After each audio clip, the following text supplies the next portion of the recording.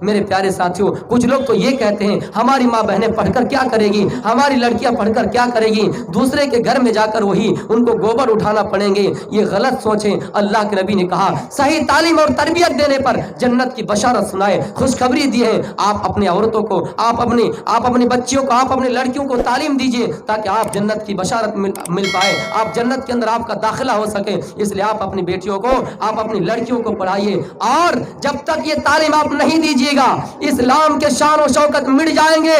اس لیے کہ ہمارے حدیث چیخ کر کہتی ہے جب تمہارے سامنے ظالم بادشاہ، جب تمہارے سامنے کوئی اتیاچار کرنے والا عیاش تمہارے سامنے آ جائے تو تمہیں اللہ کے خوف کھا کر اس کے علاوہ کسی سے ڈرنا نہیں ہے، اور تمہیں بھی اس سے مقابلہ کرنا ہے۔ اگر تمہارے پاس 100 تعداد میں لوگ آ جائیں، 100 تلواریں تمہارے سامنے کھڑا کریں، پھر بھی تمہیں ڈرنے کی ضرورت نہیں ہے، کیونکہ اللہ کے نبی کے پاس ایک آدمی آئے اور اللہ کے نبی کی تلوار اوپر میں رکھی ہوئی تھی۔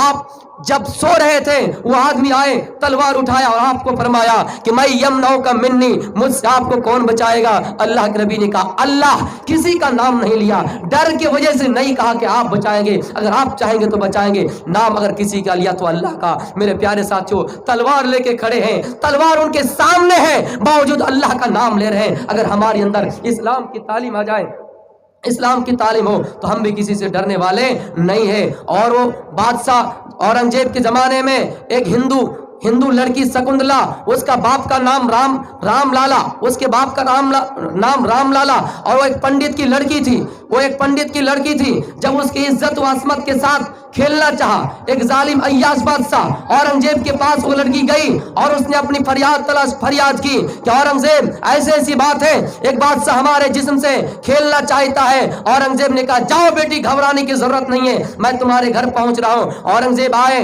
اور اس ظالم بادشاہ کو بلایا، وہ عیاش بادشاہ کو بلایا، اور عیاش بادشاہ کو بلانے کے بعد کیا سزا دی؟ ہاتھی کے پیر میں اس کو باندھ دے۔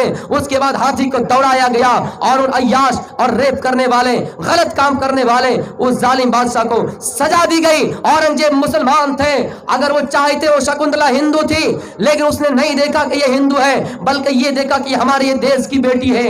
یہ محبت اور پیار ہونا چاہیے ہندوستان میں۔ اگر کوئی انصاف کے معاملے میں اگر ہندو کے خلاف فیصلہ آتا ہے، اگر کوئی مسلمان کرتا ہے اس مسلمان کے اوپر UAPA لگائیے۔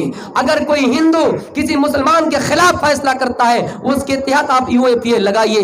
یہ سمویدھان اجازت دیتے ہیں، اور سمویدھان اس بات کی بھی اجازت دیتے ہیں کہ سب کو دھرم کے انوسار عبادت کرنے کی پرمیشن ہے، اجازت ہے۔ دھارا 25 سے لے کر 28 کے اندر یہ کلیئر کہا ہے۔ ہائی کورٹ میں یہ فیصلہ سنایا، جب تک سپریم کورٹ کا فیصلہ نہ آ جائے کوئی عورت حجاب پہن کر نہ جائے۔ ہماری ماں بہنوں سے گزارش ہے کہ وہ حجاب پہن کر اس وقت تک اس کالج میں نہ جائے جب تک فیصلہ نہ آ جائے، کیونکہ یہی مدعا لے کر پھر ہمیں بدنام کیے جائیں گے۔ اور آپ کو ایک آخری واقعہ سنا رہا ہوں۔ ایک بگولے تھے، بہت بوڑھے ہو چکے تھے، اور وہ ندی میں کود کر تیر کر کوئی مچھلی کھا نہیں سکتے تھے، اس لیے انہوں نے ایک تدبیر چلی، چال چلی۔ کیا چلی؟ ایک کیکڑا سے ملاقات کی اور کیکڑا سے کہا کہ اے کیکڑا، ہم تو ایک بات سنے ہیں کہ کوئی شکاری یہاں سے گزر رہے تھے اور ہم سن رہے تھے کہ اس تالاب کے اندر جتنی مچھلیاں ہیں وہ مار کر کھا جائیں گے، جال لے کے آئیں گے اور سب کو مار کر کھا جائیں گے۔ اب ہم ایک مشورہ دیتے ہیں۔ کیا مشورہ دیتے ہیں؟ سنو، ایک کام کرو، وہاں پہ ایک بڑا بل ہے، بڑا تالاب ہے، ہم وہاں تم لوگوں کو لے جا کر چھوڑ دیں گے، تم لوگ آرام سے بچ جاؤ گے، وہاں زیادہ پانی ہے، کوئی شکار کے لیے نہیں آئیں گے۔ وہ چال چل رہا تھا، وہ ان کے اندر چال چلی جا رہی تھی۔ میرے پیارے ساتھیوں، پھر انہوں نے کیا کیا؟ ایک مچھلی کو آج اٹھایا، پھر لے کے گیا اور دوسری جگہ میں کھا لیا، پھر دوسرے مچھلی کو اٹھایا، پھر دوسری جگہ میں کھا لیا۔ آخر میں کیکڑا کو جب لے کر گئے اور کیکڑا نے دیکھا اوپر سے ہڈیاں پڑی ہے، مچھلیوں کی ہڈیاں پڑی ہے، تب کیکڑا نے دیکھا ہماری مچھلیوں کو انہوں نے کھا گیا ہے، اب ہم چاہے ان کو تھوڑی ہی وار کر پائے، اب ایک تھپڑ ہی مار پائے، ہماری جان بالکل قریب ہے، ہماری موت قریب ہے، اگر ہم ایک تھپڑ مار کر بدلہ لے پاتے ہیں تو ہم ایک تھپڑ ہی ماریں گے۔ انہوں نے اپنے چونچ سے، انہوں نے اپنے چہرے سے، اپنے نوک سے اس کو ایسا کاٹا، کاٹنے کے بعد وہ بگولا مر گئے۔ اس لیے جب آپ دیکھیں گے کہ ہماری موت قریب ہے، چاہے اگر آپ کسی کو ایک تھپڑ ہی مار پائے، اس کے اب یہ جملہ اگر سن لے تو کہیں گے کہ ان کے بارے میں کوئی FIR درج کرائیے، اس میں کوئی دقت کی بات نہیں ہے۔ میرے پیارے ساتھیوں، یہ چند باتیں تھیں، انشاءاللہ حلال و حرام کے سلسلے میں کہیں دوسری تقریر میں ہم ایک طرف سے بیان کریں گے کس جانور کا گوشت حلال ہے، کس جانور کو کب کھایا جائے، کس کی سواری کرنا جائز ہے، کس جانور کا دودھ حلال ہے، انشاءاللہ